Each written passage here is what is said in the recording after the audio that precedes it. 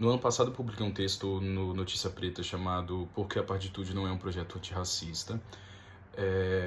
Acho que eu nunca fiz um vídeo explicando sobre o que eu escrevi no texto. Eu acho que essa seria uma boa oportunidade para fazer isso. Não só pelo momento em que as notícias elas aparecem, circulam por aí, ora uma narrativa que diz que ela está sendo perseguida pelo programa da Universidade Federal Fluminense, ora o próprio programa soltando uma nota dizendo que ela foi desligada do programa. Então há muitos vídeos, estão circulando muitos boatos por aí sobre o tema, e então acho que eu vim querer, sei lá, contribuir um pouco sobre o que eu penso sobre essas questões. Não que o que eu penso sobre isso tenha alguma importância, mas acho que por pesquisar agora, principalmente sobre o conceito de democracia racial, é um tema que me toca muito profundamente, e acho que eu queria poder, de alguma forma, dialogar com essa temática. O que me incomoda principalmente nessa ideia de parditude é que a própria Beatriz Bueno, ela diz que é um projeto antirracista. No entanto, há pouquíssimas, quando não há conteúdos que de fato sejam antirracistas em suas postagens, nas suas publicações, no seu TCC, nos trabalhos que ela já publicou. Não existe um conteúdo que seja essencialmente antirracista. O que isso quer dizer? Que não existe, pelo menos até então, um momento em que a própria criadora desse conceito vai dizer, teoricamente, o que significa parditude. Porque parece que parditude é simplesmente a existência de pessoas pardas. Ao mesmo tempo em que também parece que parditude é a própria Beatriz Bueno.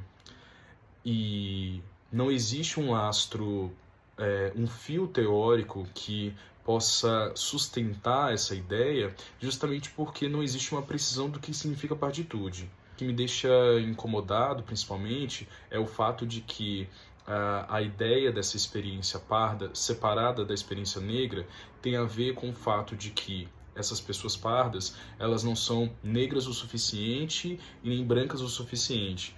Mas ser branca o suficiente e ser negra o suficiente parece que tem a ver com um dado que é biológico. Ou seja, ser branco o suficiente seria um casal branco que tem um filho branco e que seria considerado branco justamente por causa de que ele seria esse branco por essência.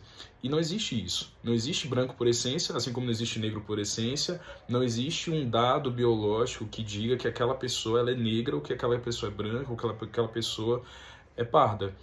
O que isso significa? Que essa construção ela deve ser considerada como uma construção que é social. Na medida em que ela defende que as pessoas pardas elas são mestiças por não serem negras e nem serem brancas, ela está levando em consideração o aspecto biológico. Porque o que faz ser uma pessoa mestiça é justamente a junção ou o cruzamento de diferentes raças.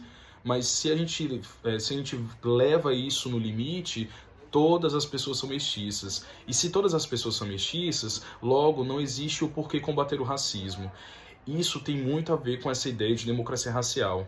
E se essa construção ela não é carregada de nenhuma questão política, de nenhuma luta política, ela só serve para esvaziar a luta antirracista e ela só serve para contribuir com algo que o Florestan Fernandes chama de política de indiferença. Ou seja, o mito da democracia racial sempre serviu para que houvesse a indiferença em relação à luta antirracista. Porque se não existe racismo no Brasil, não há por que falar sobre isso, não há por que desautorizar o mito da democracia racial, já que nós sempre vivemos aqui na tranquilidade e na harmonia, ou seja, o branco, por exemplo, ou a branquitude, e aí aqui eu não estou dizendo branquitude numa questão individual, mas também numa questão social, não tem parcela de culpa e não tem parcela de responsabilidade na luta antirracista.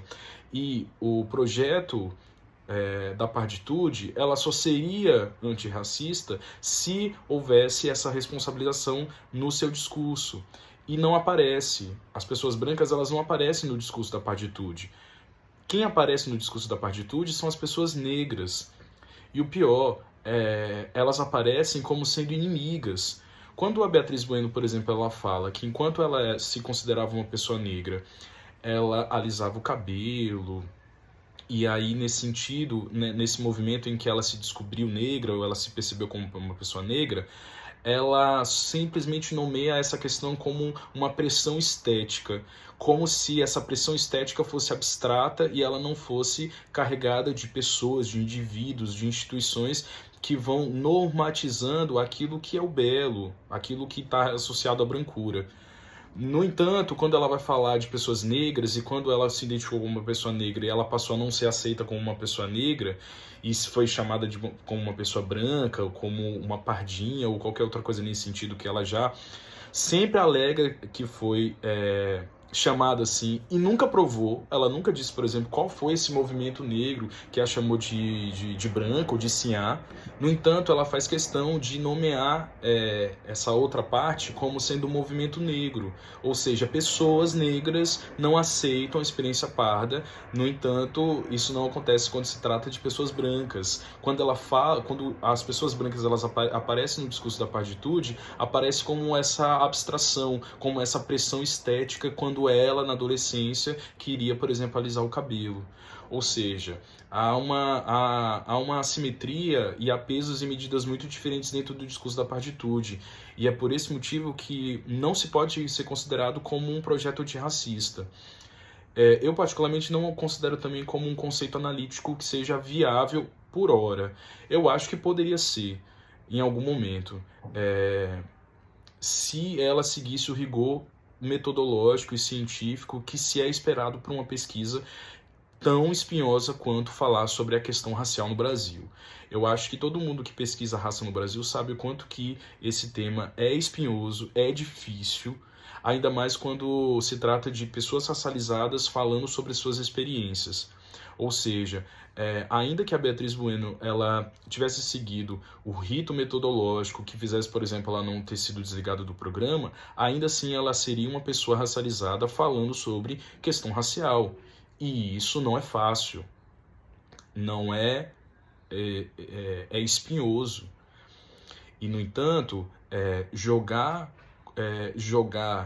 dentro dessa lógica, colocando os inimigos como as pessoas negras e colocando as pessoas brancas fora dessa responsabilidade, não me parece ser o jeito mais coerente e viável para uma luta antirracista. É por esse motivo que no texto eu digo que a parditude pode ser qualquer coisa, menos um projeto antirracista.